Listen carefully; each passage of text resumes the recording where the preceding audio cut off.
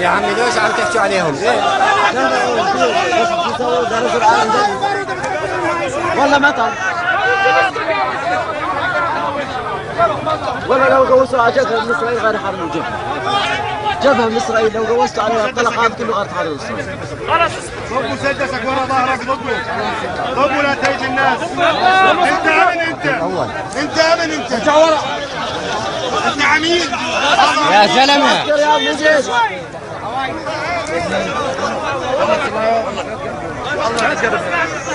لازم الرقيب بكون هيك شويه يعني. يا اخي مش عبيانك عبيانك المسدس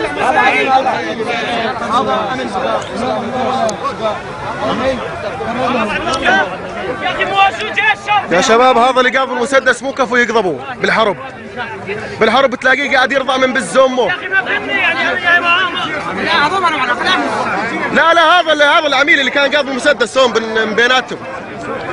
هم كل الرقبه نفسيات. مشان شبابك كانوا بالجيش عندنا يعني. الرقبه يا اخي كمان كلهم ابو كلها نفسيات، كل شيء صف ضابط نفسيه.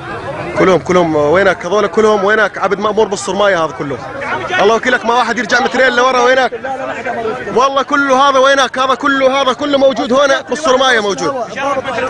الله وكيلك ما يرجع واحد منهم مترين لورا لا يظلوا 10 سنين بتدمر.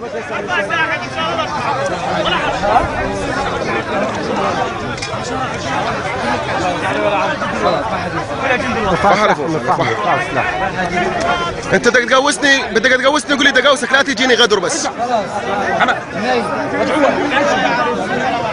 خلي باروتك مش مثل الشباب لا مبين عليك صار لك كم يوم بالجيش يعني. بس يقول لكم اطلقوا النار بلشوا.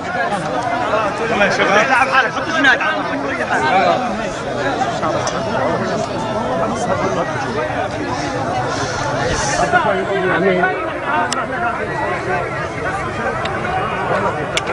احنا ما نطيق بمشان والله مبسوطين خدمتكم وكم هي اسال العظيم من الذل.